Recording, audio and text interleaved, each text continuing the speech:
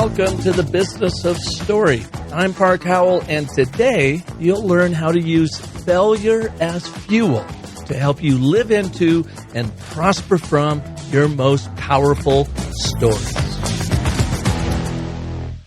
But what you don't want to do is to fail as a storyteller.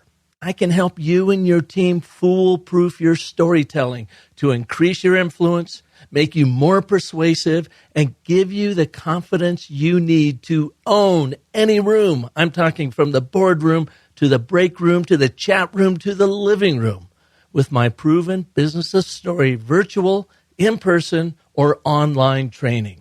My goal is to help you excel through the stories you tell, and it all begins by mastering the ABT Agile Narrative Framework.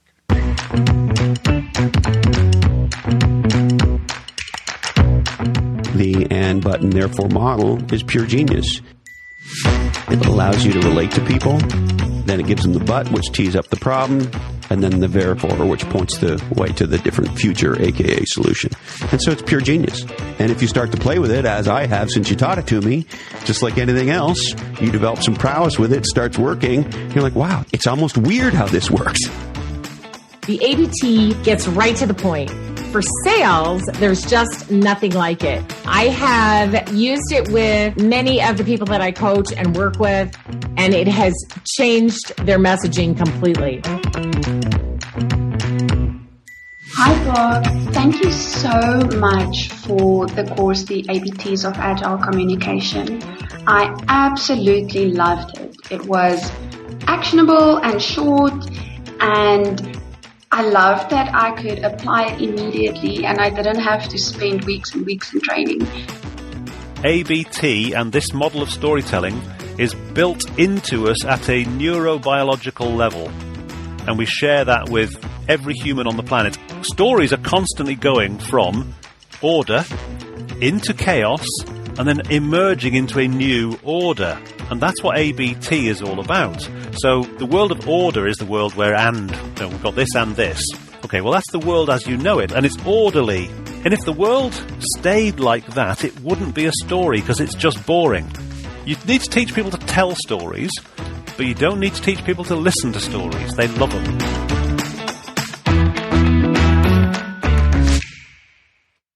Now, most executives communicate and care, but bore. No more. Start by focusing all of your messaging using the ABT. It works because the ABT leverages the three forces of story of agreement, contradiction, and consequence that our primal, pattern-seeking, cause and effect, decision-making, limbic, buying brain adores. And guess what? Now you can learn how to apply the ABT to make all of your communications hack through the noise and hook the hearts of your audience in under 15 seconds. Start now by visiting businessofstory.com/ABT. When you complete this brief online course, you will wish you had learned this story structure in the third grade. I know I do. So jump in at businessofstory.com/ABT. I promise you, you'll be glad you did. Your story artist today is Bornancin, who just published his new book called Mindset Secrets: How to Do Whatever It Takes to Master the Habits to Transform Your Business, Relationships, and Life. Now, in preparing for this interview, I went to Amazon and searched sales mindset. Guess what? I received over 10,000 results. So I asked myself, do we really need another book on sales and mindset? And how is this one different? Then I asked that to Brandon. And guess what? He had an answer that begins with all of us reflecting on the victim stories we tell ourselves that, well, stifle our personal and professional growth. Where you're at and where your goals are, the only difference between you and where they're at is like extreme dedication, discipline, and execution. To go from where you're at today to where you want to go, it's always a bunch of shit that you don't want to do. Like to hit my health goals, I think I'm like 8 weeks, no alcohol. Because they're like, if you want to get to extreme body fat loss, you can't be drinking. Okay, that's killed. If you want to lead one of the fastest growing companies in the world, you need to be studying and reading all of these different types of books every day. So I went from reading a few books a year to now I read a book every 1 to 2 days. It's doing the hard things to build the habits and the discipline to take ownership of all aspects of your life. And like, no excuses. You can't blame anyone for anything. You can't be sorry for yourself for where you're at. And when you can give up this victim mentality, this blame game, this it's not my fault. One of my favorite sayings is life happens for you, not to you. Brandon Bornancin is the #1 best-selling author of 3 books, a serial salesperson who has sold over 100 million in sales. He's an 8-figure entrepreneur 2 times over, inventor of Seamless.AI, and motivational speaker who is obsessed with helping you maximize your success. Brandon is on a mission to positively impact 1 billion people. Yep, that's with a B. And to help the world connect to opportunity. His mantra is, quote unquote, whatever it takes to help you maximize your success and make over $1 million in sales. So today, you'll learn how to break bad habits and form empowering new ones. Grasp the upside of constructive paranoia. I love that, constructive paranoia. Unlock the single biggest secret to pursuing your passion and how to bulletproof your sales. So I'm so glad you're here for all of that and more on this special edition of the Business of Story. Brandon, welcome to the show, man.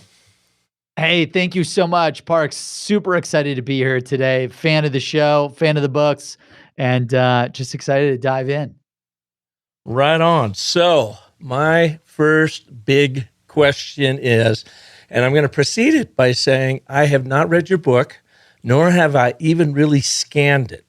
But when I searched Amazon today and I said sales mindset, whatever it takes, your book, whatever it takes, and is about sales mindset, which this show is about, I had over 10,000 search findings on Amazon alone. So my first question to you, Brandon, is that's a lot. Why do we need another book on sales mindset?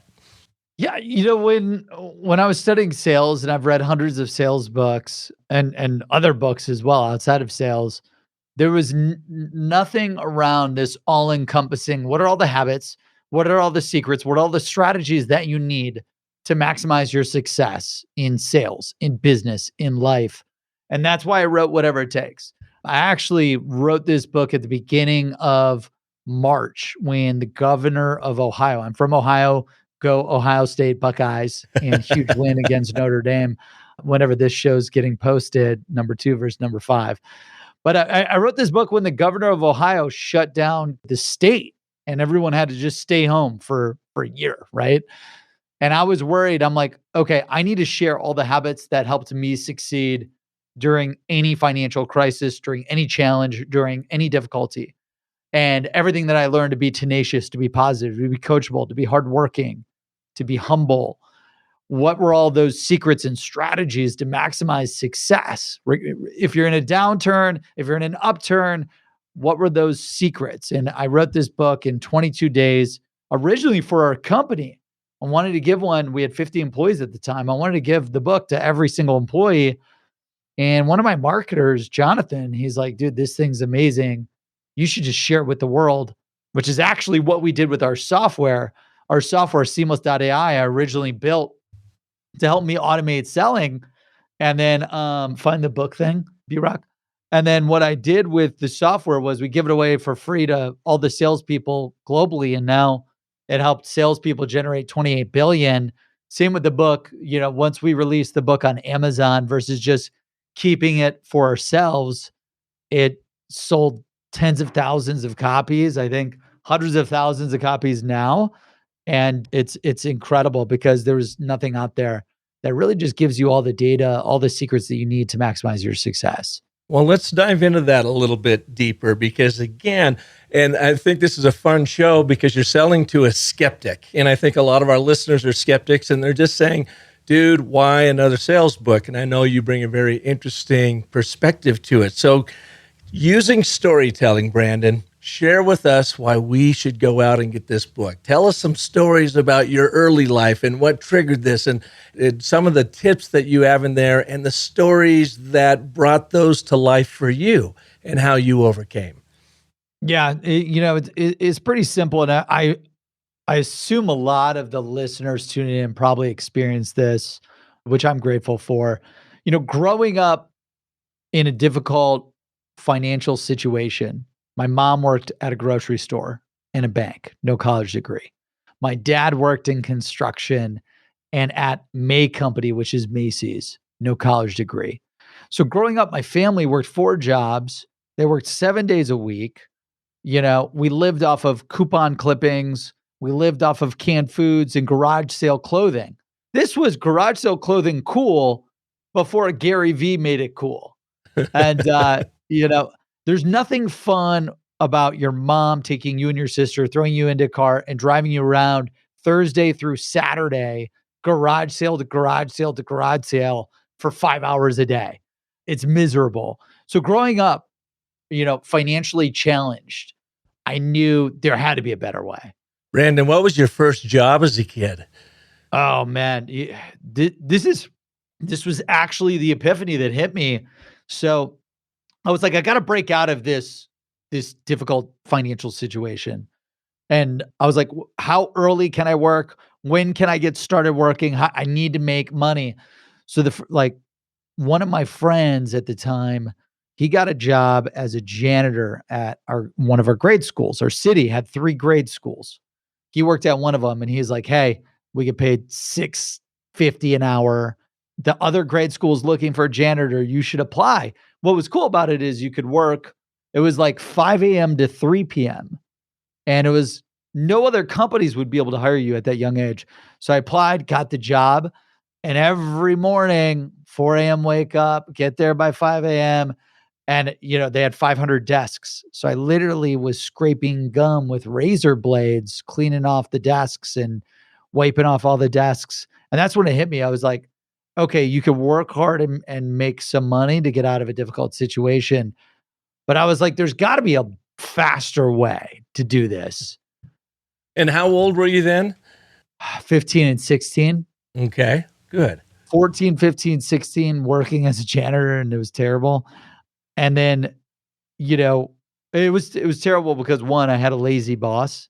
And number 2, when you're working as a janitor, that is not a fun job for anyone. It was but what did it teach you? Work ethic, discipline, getting up. I mean, I remember my very first job, Brandon, was shoveling horse shit at Morris Woodview Arabians for $2 an hour. And I think I was in the 7th grade, and we worked every day except Christmas.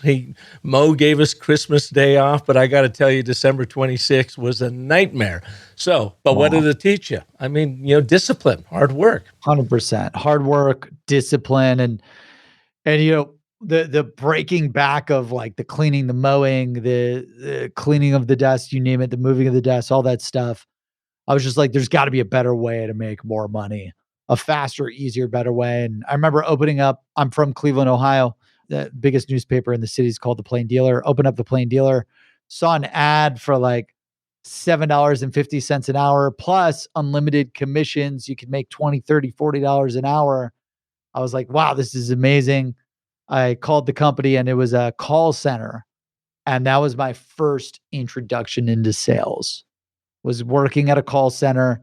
And it was a crazy call center too, because I was cold calling all day and night. Like I had the 4P to the 9P shift. What were you selling?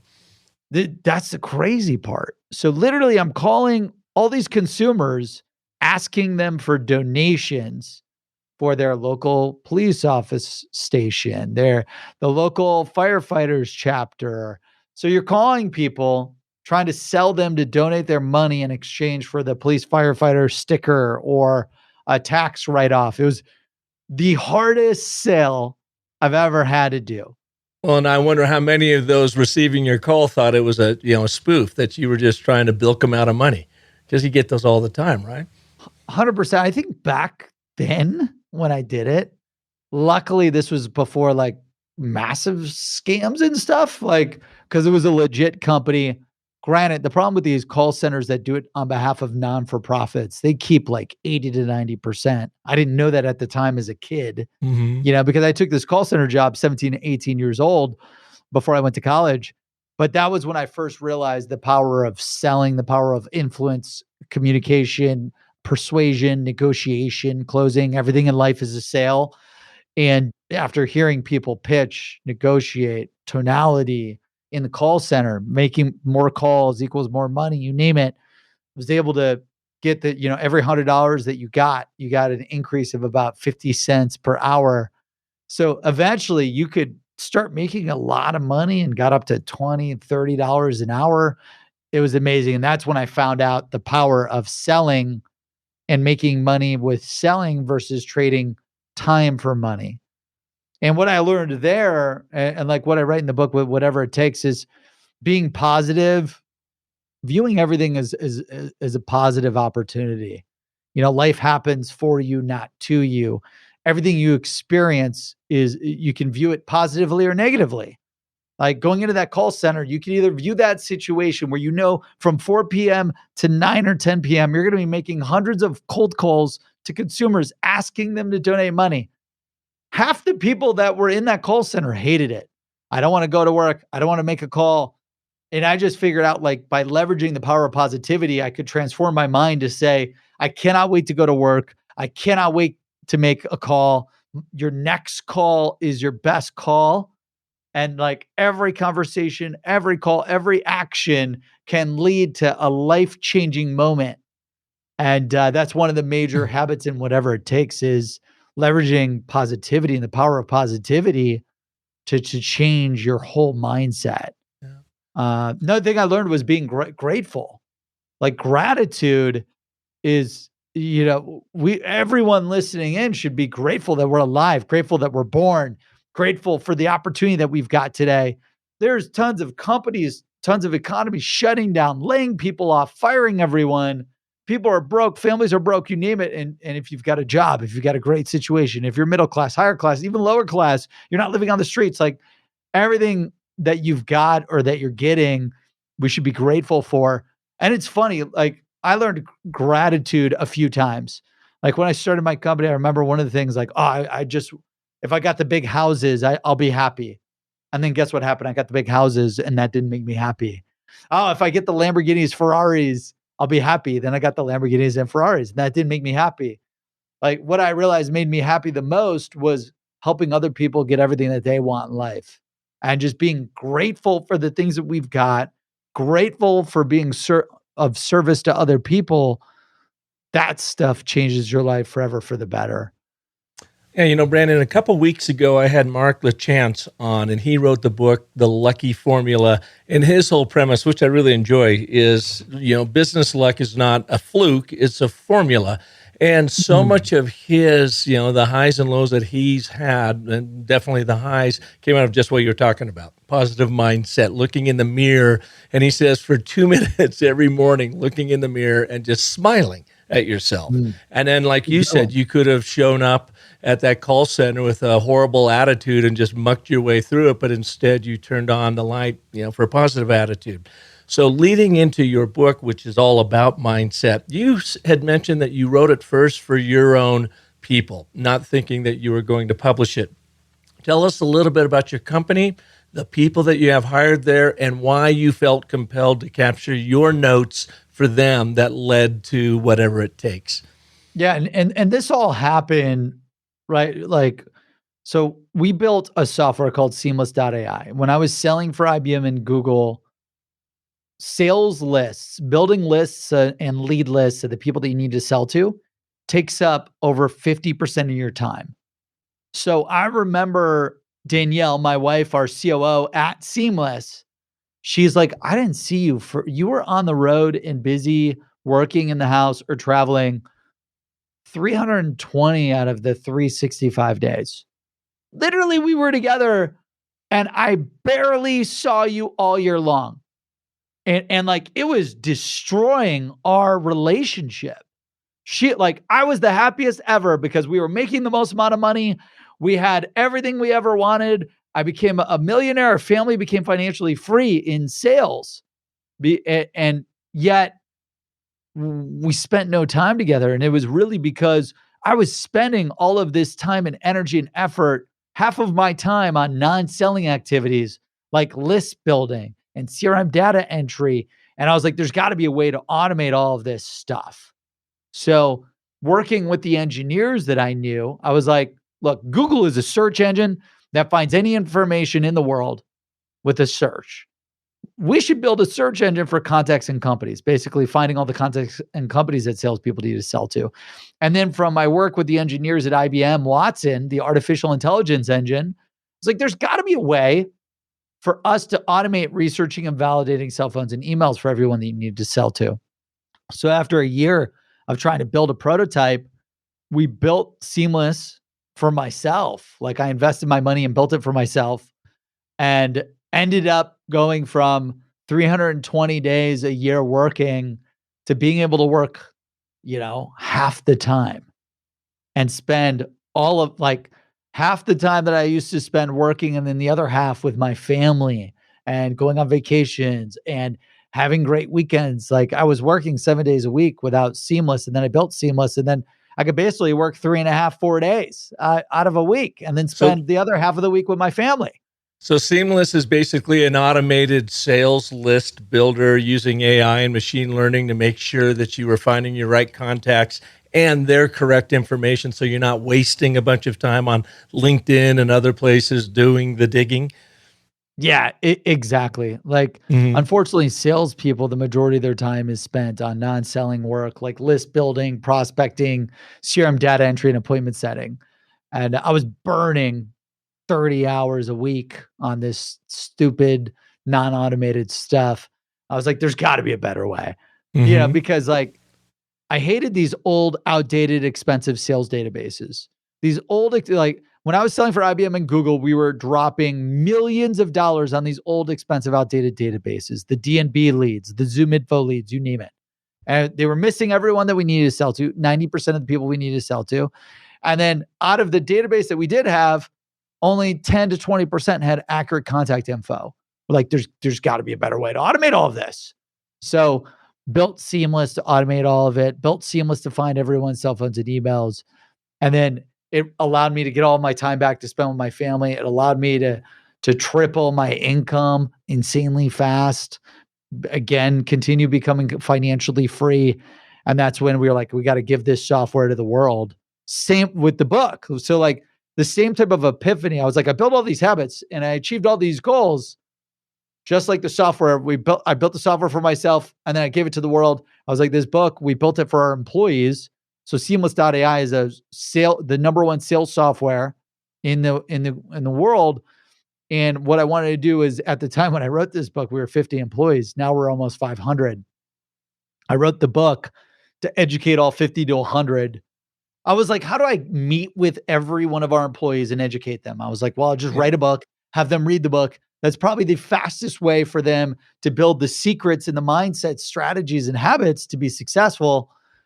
So then after writing it, gave it to everyone. And a lot of people were like, you should just publish this. So you've got 500 employees there at Seamless.AI, and they're not all in sales, obviously. You wrote this book as really, I guess, a success book for just changing your mindset to be successful at anything. And as you say, in business, relationships, and life.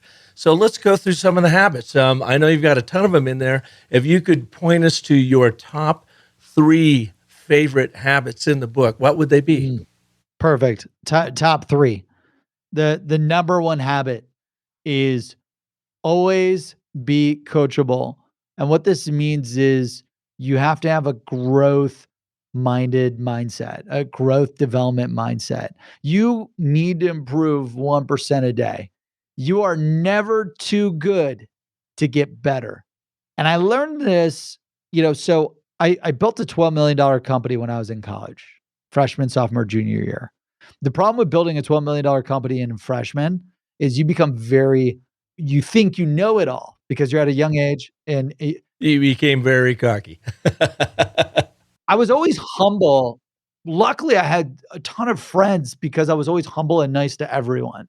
But I thought business-wise, I knew it all. So I wasn't taking a lot of advice from really smart investors, really smart multimillionaire entrepreneurs. I just thought I had all the answers. What kind of company was that you built?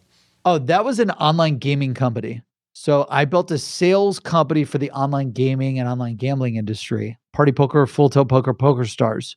So I would sell and market all the online gaming companies to all the college students.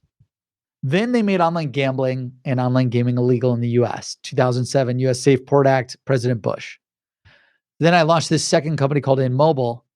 And because I thought I knew it all, and I didn't listen to a ton of advice, and because I didn't have the sales list, I got my ass kicked. And over the next 3 to 4 years, we lost $4 million. I lost 4 years of my life that I'll never get back.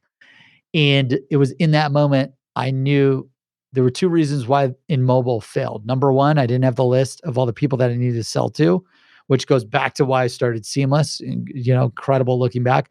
Number 2, I was not coachable. I was not trying to improve 1%. I was not trying to learn from every single person in the world that I can learn from. That's where coachability comes in. Like, I never meet with someone or read something with a judgmental mindset.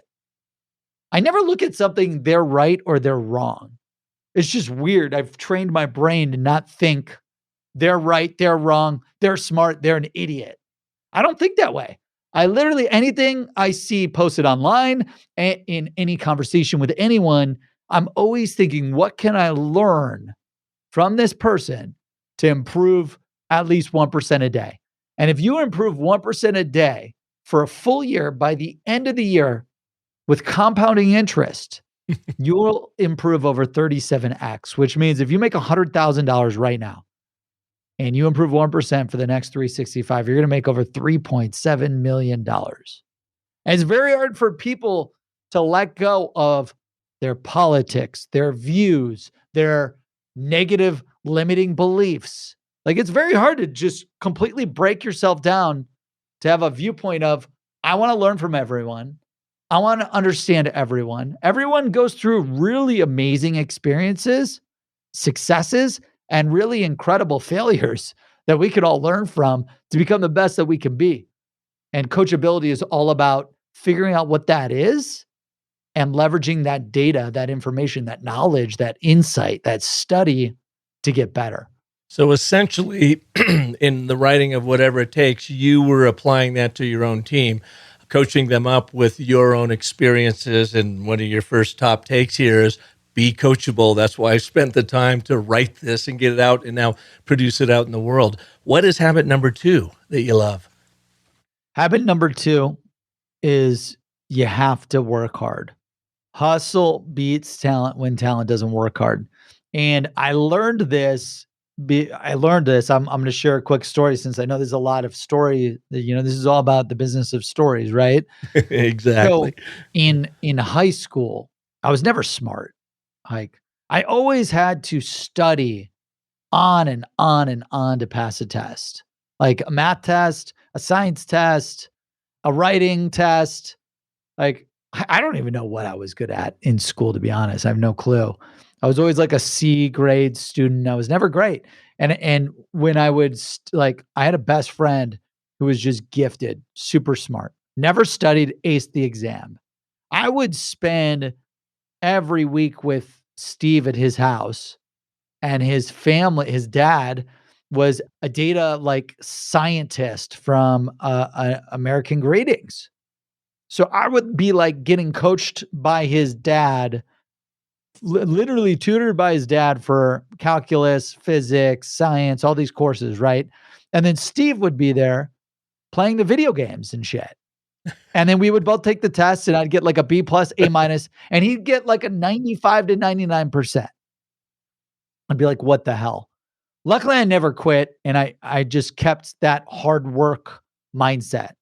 Well, fast forward, out of high school, I launched that $12 million company, right? And then I launched a company that lost $4 million and went bankrupt. And then I worked for IBM and Google, and now I run a $1 billion company, because hard work beats talent when talent doesn't work hard. And what happened to Steve is he spent the next 7 years in college, because That intelligence that you've got can only go so far if you don't pair it with hard work. If you are lazy but smart, eventually the hard worker will get smart enough to lap you round and round and round and round. And I am living proof that you do not need to have the smarts, but if you have the hard work ethic, you can accomplish anything, you can learn anything eventually over time. When you think about it, you see that a lot of those parallels in sports. You talked about, the Ohio State Buckeyes, and I guarantee you can. Who's the best player on the Buckeyes team, would you say, for this year? Man, I mean, CJ, I love the quarterback right now. I think he's amazing. So CJ Stroud, my guess is not only is he talented, he probably outworks most of the players on that team and maybe most of the quarterbacks in the country, even though he's got the talent. As the quarterback, you have to be one of the hardest working people in the room because you've got to command the field. This is why Tom Brady is the hardest working person on the team. This is why he's always watching game film. This is why he's always leveraging a positive mindset. A lot of principles that are in whatever it takes, I've learned from studying top athletes. I've learned from studying top entrepreneurs. I've learned from studying millionaires and billionaires. There's only 2,700 billionaires in the world. So what I do is I took the list of all the 2,700 billionaires. I just started breaking them down. What can I learn from Jeff Bezos? What can I learn from Elon Musk? What can I learn from Bill Gates? What can I learn from Warren Buffett? And I'm learning all these different secrets. Hard work beats talent when talent doesn't work hard, when talent doesn't hustle is definitely one of those secrets that I learned from the billionaires.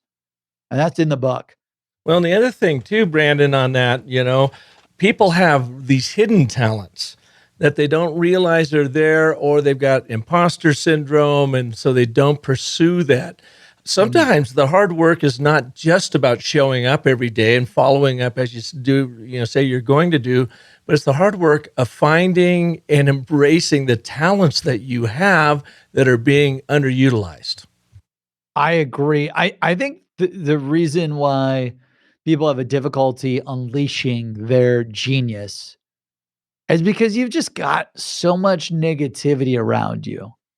Like, for example, because I've studied the 57 million millionaires in the US, the 2,700 billionaires in the world, 56 million millionaires in the world, and the 2,700 billionaires in the world.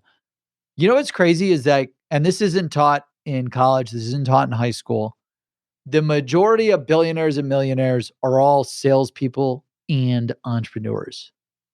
Yet, sales is the most hated on, slimy, shitty career job that anyone can have. Yet, 2,700 billionaires are all salespeople and entrepreneurs. And by the way, if you're an entrepreneur, 95% of being an entrepreneur is selling something to someone. It's 100%. I would push back. It's 100% sales, isn't it, Brandon? I was in Phoenix the other day, and I was coaching a bunch of emerging leaders through the ValueWise Health Foundation. And in the room, we had about 30 people in there, and I asked them, I said, would you please raise your hand if you feel like you're a leader? I mean, it's the emerging leaders, right? Well, of course, everybody's hand went up. And I said, well, okay, keep your hand up if you're in sales, and half the room dropped their hands. And I said, spoiler alert, if you're a leader, you are trying to get people to buy into your vision, into your mission, into your way of thinking, into a new initiative. You've got to get them to buy in. You are in sales. We are all in sales, whether you're selling a product, a service, a vision, a mission, or something else. I mean, 100% of the time, aren't we? Yeah, 100%. Sales is everywhere. Every choice you make is going to be driven by a sales choice. Everything in life is a sale. I'm writing this new book on how to get a job in tech sales. And the first thing I have to do in the book is I have to break you down to make you realize that everything in life is a sale. You want to go to the restaurant, it's a sale. I was in Martha's Vineyard this weekend with my family. We couldn't get into a restaurant. I'm like, bullshit. Talk to the waitress. I sell her on getting us in. We're in. We were renting this boat. And they're like, oh, we could only do 4 hours. I sold them that we could do 8 hours instead of 4 hours. And then they finally committed to it. everything you do is a sale. Danielle, my wife, she loves to go out for vegan salads. Well, I love to go out for pizza. So like anytime we're talking about dinner, I already know she's going to come hit me with the salad deal, and I'm going to try to hit her with the pizza and vegan cake deal. So, and like whoever comes up with the best pitch wins. And everything in life is a sale, from recruiting to fundraising to selling your products to marketing to investors to every decision you make. Waking up early, you have to sell yourself on why you should wake up early versus stay in bed. The more people realize that, the faster they master the art and science of selling. And selling is all about like, how can I transform someone's life and make their life better with whatever you could do for them? Like, I'm not talking about selling them something that they don't need or want. It's reframing sales, right? Yeah, no. It's reframing sales to being persuasive, to being influential, to actually helping and not selling someone. But in order for them to be helped, you have to understand their point of view. Where are they coming from? What matters to them, and why is it important?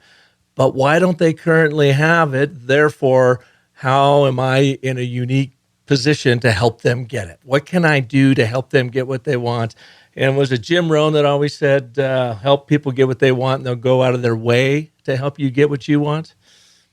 Yeah. I mean, you hear that a lot. If you give if you help people get everything that they want, you'll get everything that you want. And I 1000% agree with that. Believe it. When I was brand new in my career, I didn't understand it. But a few years in, when I became obsessed with helping my customers get the results that they wanted and what they wanted, the income and the commission and the impact that I made onto them just skyrocketed, which then returned all of the commission checks and the income for my company and my family. And then the third secret, right? You talked about secrets as it relates to maximizing your success in business relationships and life. This one, I would say, is definitely one of the most important. This embodies the premise of the book, whatever it takes. It's assuming 100% responsibility for every part of your life and never playing the victim game. So what that means is assuming everything. Like, if you're not getting the promotion, it's not because your boss hates you, it's because of you. If you get into a car accident, it's because of you. If you are out of shape, you're not blaming it on your mom. You're not blaming it on your dad. You're not blaming it on work, always having burgers and beers at the office. You're blaming it on you. Like, it's assuming everything good and bad in your life is because of you. And the minute you just leverage extreme ownership and responsibility is the minute that you can start being like, okay, what do I need to measure in every aspect of my life? What's the data for every aspect of my life? And then what improvements and optimizations can I make to change every aspect of my life? For example, I've got this health coach, and I've hired and fired a bunch of health coaches. I mainly fire them because I don't listen to them and I don't hit my goals. Not their fault, your fault, huh? It's literally, that's assuming responsibility, right? Like, you're not taking me to my goal. Well, Brandon, you can't be drinking beers Saturday and Sunday if you're trying to achieve 8 to 10% body fat. I'm like, well, it's the football game, Ohio State Buckeyes. I want a beer. So like, I have to assume responsibility, and then I have to increase the activity and the work and the dedication and the discipline to do the things that I don't want to do.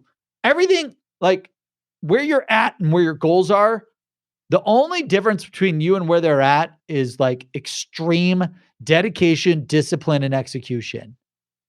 And it's always like, to go from where you're at today to where you want to go, it's always a bunch of shit that you don't want to do. Like, that you hate to do, you don't want to do, you want to have nothing to do with it. Like, to hit my health goals, I think I'm like 8 weeks, no alcohol, because they're like, if you want to get to extreme body fat loss, you can't be drinking. Okay, that's killed. Brandon, if you want to lead one of the fastest growing companies in the world, you need to be studying and reading all of these different types of books every day. So I went from reading a few books a year to now I read a book every 1 to 2 days. It's doing the hard things to build the habits and the discipline to take ownership of all aspects of your life, to then do the hard work and the things that you don't want to do, and having extreme ownership to taking your life to where you want to go. Yeah. And no excuses. You can't blame anyone for anything. You can't be sorry for yourself for where you're at. And when you can give up this victim mentality, this blame game, this it's not my fault, the life, one of my favorite sayings is life happens for you, not to you. And I remember I was going on demo day a week before going on stage, demo day to present. I needed fundraising. We were about to go bankrupt building Seamless. I get a call that my mom's about to pass away, and I got to fly from New York to LA, see her one last time. And then I literally have to fly in, see her for 24 hours, fly back, go on stage and present on demo day. Don't blow it or else my company shuts down. And literally got to see my mom. She passed, flew back, got on stage like nothing happened, gave the presentation of my life. We fundraised for our company because I have to have extreme ownership. And I use every experience as a learning experience, as a grateful experience, as a educational experience. And I had two choices there. Oh, why did my mom pass? Why did these things happen to me? Or I could say, what can I learn from this to change my life forever? Number one, life is fucking short. So you better go all out to squeeze every second of every day, no matter what. That's one of the things I learned from my mom passing with early Alzheimer's when I was 22. Number two, literally, there are no excuses. Whatever you want to do, you can do. If you just develop the game plan to figure it out and then go execute the game plan. Number three, just be grateful. Be grateful that you're here. Be grateful that you got this once in a lifetime opportunity, and the opportunity exists in this lifetime right now. All of these things kind of deal with extreme ownership, extreme responsibility, and a lot of the habits that I talk about in the book that I've learned throughout sales, entrepreneurship, building a company from $0 to $1 billion in 4 years. This is just stuff that I've learned. And I know if I share it with people, I don't want to be on my deathbed knowing that I've had all these things and these experiences and these successes and these failures and all this knowledge that could help people, and I don't share it. That's why I do these podcasts. That's why I write the books. They're a pain in the ass. They don't make me any money. But I believe if I could help someone learn and achieve something that I learned, and I could help you avoid the pain or accomplish the goal faster, by doing that, it will come back around either in recruiting referrals, customer referrals, network referrals, followings, you name it. And that's kind of the premise of serving, being of service to other people versus worrying about what you're going to get out of life. And Brandon, one of the last concepts I'd like to explore here is your idea, and I got this off of your Amazon write-up, grasp the upside of constructive paranoia. What is that? So constructive paranoia is all about being in the ring and worried about getting knocked out. You're Muhammad Ali, you're in the boxing ring, and no matter how successful you are, always being humble and always being paranoid. I've got a company that's valued at over $1 billion right now in 4 years. And I could act like I know it all. We've got it all figured out. We've got all the answers. Or I could act like I act today. I know nothing. I am as motivated as I've ever been. I'm hungry. I'm humble. I'm hardworking. I'll do whatever it takes to help us continue to succeed, to help serve our customers, to help serve our mission, to help the world connect opportunity and positively impact billions. I've got this paranoia that my competition will try to knock me out. Toxic employees will try to knock me out. The industry will try to knock me out. Politicians will try to knock me out. The economy will try to knock me out. You name it. You've got all of these things trying to attack you at any given point in time. And it's just having constructive paranoia to realize no matter how great it is, it can be taken away from you in an instant. So always be the hardest working person in the room. That's awesome. Never give that paranoia. Like, I'm not saying live an anxious life, right? I'm saying be aware that there are people like me working 7 days a week, 365, trying to learn and do as much as humanly possible to win. And if you start taking your foot off the gas, and I'm constantly hitting the gas, people like me will eventually catch up to you if you're ahead.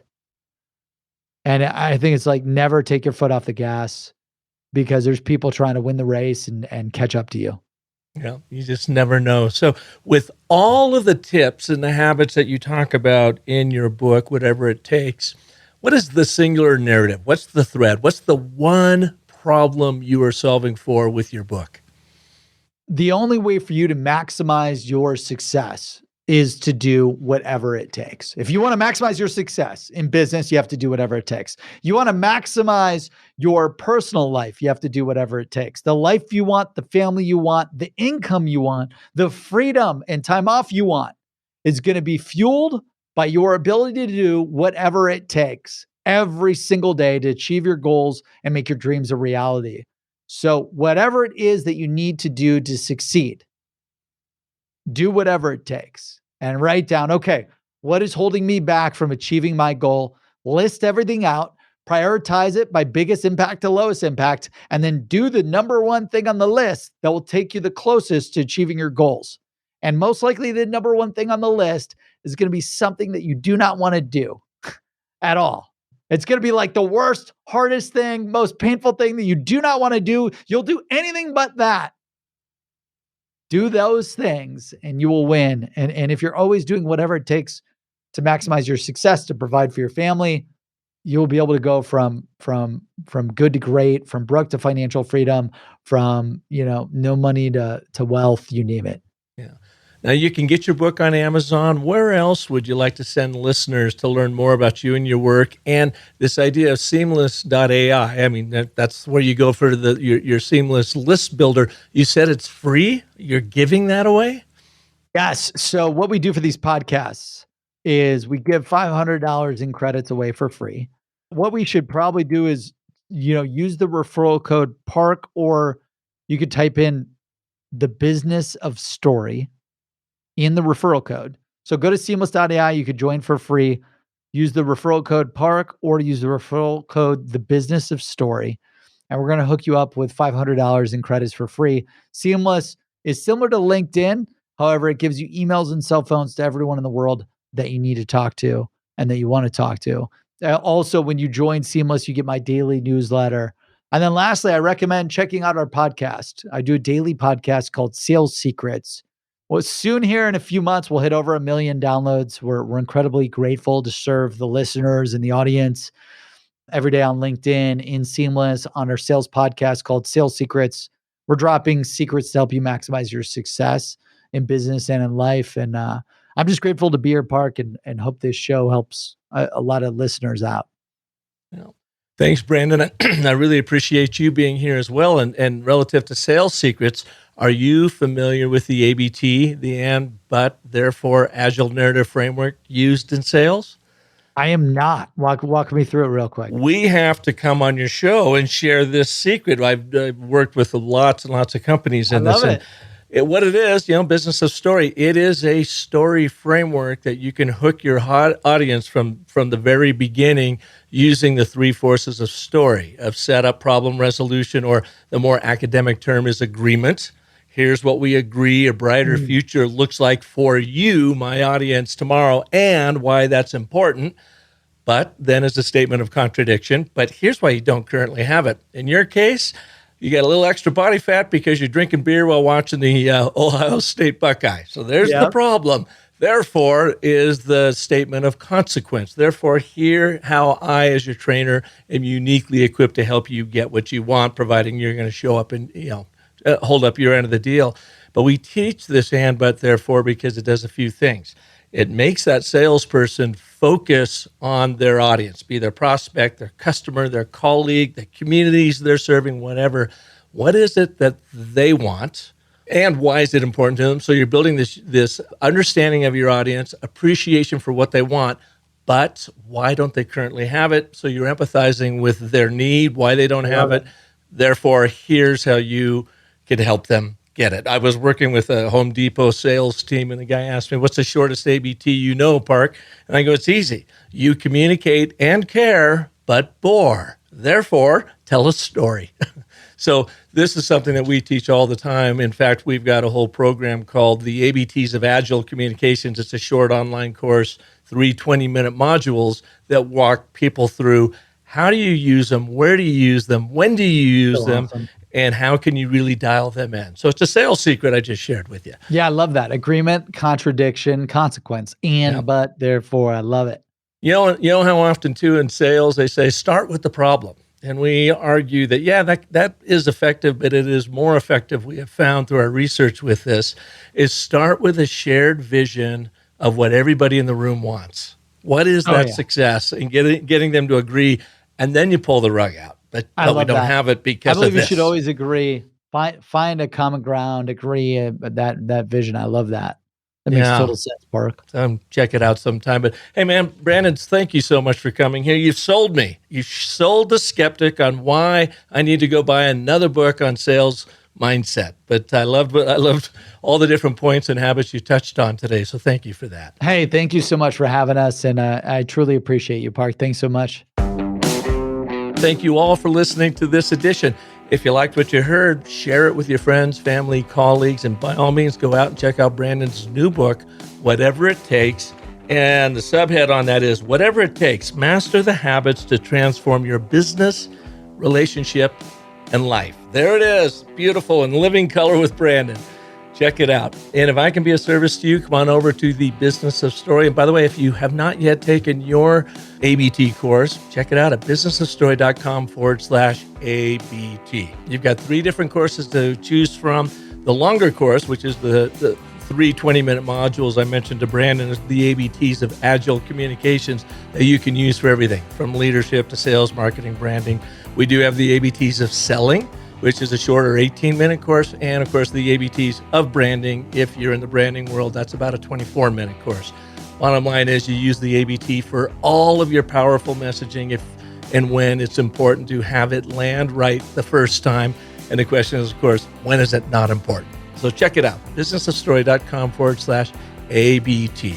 And then come on back next Monday when we'll have another story artist right here for you like Brandon. And until then, remember that the most potent story you'll ever tell is the story you tell yourself. So make it a great one. Thanks so much for listening.